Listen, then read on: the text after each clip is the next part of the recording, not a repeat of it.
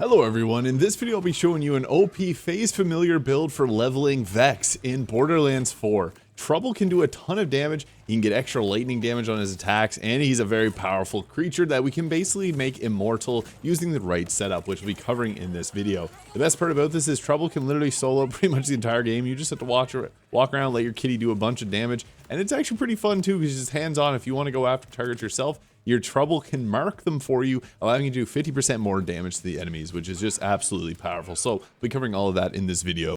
Now for our first 5 levels here, we actually get a really good skill here with the Hasty Fiends. Now movement speed is very good in Borderlands 4 because to be able to get away from enemies that are close to you is extremely valuable. It allows you to overcome some of the more hard bosses in this game. So this actually gives us a lot of movement speed, and the damage reduction is equivalent to giving yourself 20% more shields. 20% damage reduction is ridiculously good, and I guess that boosts up your overall health too. So it's one of the best in this skill tree actually early on. Now this is cool. Giving extra action skill, this basically means when you're at full health, your summon will get additional damage, which is pretty good because we can give ourselves overshields.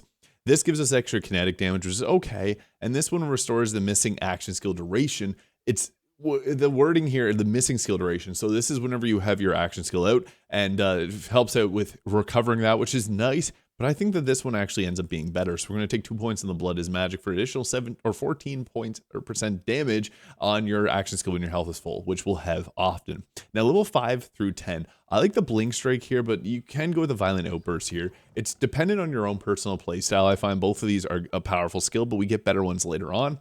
Now, this is a tough decision because getting increased maximum health capacity is really good here, but Overprotective is just undoubtedly the best here. So, my babies, this gives you 20% over shield, which means that every time you take out an enemy, you're going to get 20% of your shield back for free. And this allows us to power up some of our more effective skills, and overshields actually are great on a few different items in this game. You can go with the Grave Command here, which will give you additional command skill cooldown and respawn cooldown too, but I think Overprotective is the best here. Getting extra overshield on every kill, and this applies to your minion as well, so if they're off ripping apart enemies, you're sometimes just going to keep seeing your shields pop up. Now, Vorpal Friends is not getting increased critical hit damage. This is for levels 10 through to 15, but I think this one works in tandem with the Overprotective. Well, Vex has Overshield. Her and her minions gain additional health regeneration up to 3 points. You're going to likely have your overshield often, so this can help give you a lot of extra sustainability, especially on your summon here. Now, the other choices here is increased melee damage and ordnance damage on you and your minions, or increasing your kill skill's effectiveness, which actually applies to some of these other ones. This one could actually be pretty effective in the morning. It just depends. Critical hit damage is really good as well, since you're typically going to want to always aim for the head as much as possible. If you can get 50% of your shots to be critical hits, you're in a good place, and this will just give a flat out a 10% boost if we put the last 2 points in there. However, you could go with the morning too. It's entirely your choice. I think Vorpal Fiends is a little bit more powerful. Now, this skill tree here with the Unsealed is extremely effective because you can make your, not only we got the skill tree here, Beast Mode, which I find to be much more powerful than Blink Strike. This makes your beast immune to damage for 10 seconds, and it gets increased attack speed and movement speed. So yeah, you beef up your summon here quite a bit. It has a 25-second cooldown, so you want to use this often, and it's a lot more frequent than some of the other ones here, like this one's 35 seconds. But once we get here, this is actually pretty crazy. The Grave Current is an underrated ability. I don't see enough people talking about this because this gives additional bonus shock damage on your minions' attacks after you get a kill. And the other choices are good too, like when you're attuned to shock, it gets increased movement speed and gun damage. But I think Grave Current's so good because there's a lot of shields in this game. I find more than the previous Borderlands game, and this is bonus damage. So if you're attuned to, let's say, Corrosive, it's actually going to give you bonus shock damage on top of that. So your cat will do Corrosive and an additional shock damage. This is really good, and you're going to be killing enemies quickly. So the extra 40% damage per stack actually adds up quite a bit. And yeah, you can actually get a lot of extra damage. That's a bonus 40% damage made as shock damage, which is still a really good damage type, and I found pretty buffed up in this game. Now, once we get down here to level 25, 20 to 25 here, Deadwire, when Vex deals gun damage, there's a chance to spawn a Spark Remnant. I think this one's okay, but I think this one's a little bit better once we get to here. So kill skill, Vex in our minion game, life steal for a duration. As mentioned, we want to keep our phase beasts alive as much as possible. This helps because it gives them a massive boost to their life steal. Whenever Vex uses it, this one's probably a little bit better in a bottle here, because when Vex uses a rep kit, her and her minions gain bonus damage with guns and melee damage for a duration. And this gives us a massive boost to our overall damage. If you have a rep kit that gives you multiple charges, this is going to give you a 40% boost to your damage, and you can continuously keep doing that. This is dependent on your gear, however. So if you have a rep kit that has like 3 charges, there's some of them that give you multiple charges. This becomes undoubtedly one of the best skills in the tree. If you don't have that, Grave Thirst is good too, because on kill skills, not only are you getting yourself overshield, which gives you health, but it also gives you the ability to regenerate your health through Life Steal. And this is huge for your companion and for yourself. So you can get a massive boost to your overall life steal there. Deadwire is nice too, as mentioned, but I think if you got it, especially if you get a rep kit that's got crazy usage, this is probably the best choice. It comes down to the 2 of these, so pick whichever one you got your built around. And once we get here, Unsealed, this is our best capstone because we can mark our enemy, or basically our summon will mark a target, and when they're marked, we're going to do an additional 50% damage to that target, and it's going to have this little glowing ring, so it actually helps you with finding who you're going to target next. And when a marked enemy is killed, Trouble gains a stack of Unsealed for a duration, gaining health regeneration, this is huge, and increased damage while the Phase Familiar is active. Unseal's effect. So whenever you use your skill, it actually doubles these effects. So the health regeneration is pretty good. Damage dealt increases by 10% per stack, which you can have 30% extra damage and plus 3% health regeneration. So our summoned is going to become pretty useful because every time we take on an enemy, we're getting ourselves overshield. We're getting we're getting a boost to overall lifesteal as well. And then you can take here, Vex gains increased shock damage and shock status, because we're going to be applying a little extra around shock. I find shock, again, being really good in this game, but going all the way down to this side of the skill tree is good. As you continue through, you can boost up some of your other skill tree points, like if you want to overall increase your minions' health capacity here, this will give you increased overall health capacity and gun damage whenever you're commanding your beast, which is actually really good too. So if you want to take more within this skill tree, that's a good choice too.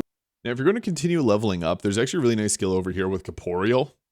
This will give you maximum overshield capacity and overshield duration and damage dealt while you have overshield. So this is actually pretty crazy because you can then take this one here. Whenever you use an ordnance, you gain overshield. So you're going to throw grenades off, especially there's some that can give you 7 charges. So this will give you a percentage of your overshield and fire rate, which will allow you to take out enemies a lot quicker for 8 seconds. Then with that, you can use this. So this actually will make you and your teammate a lot, or you and your minion a lot more survivable. Or you can go in here and give yourself the critical hit chance, which is really nice because your minion will give additional damage on enemies at a percentage-based rate. And then once you go down here, I don't think the sacrificial essence is good. It makes you take more damage, but it allows you to damage your enemies a little bit more. But it's removed when you dash, which I dash often in my gameplay style. So I think this one's actually best, the Infernal Sum. So when you and your minions deal critical hit damage to enemies with lists of 66% of their health, you get an upwards of a plus 40% to your critical hit damage. So you could go in either of these 2 skills if you want past these levels, but I think this is the best skill tree here. If you can find a class mod that boosts up some of these, like the Grave Thirst is a +3 here, giving us 12%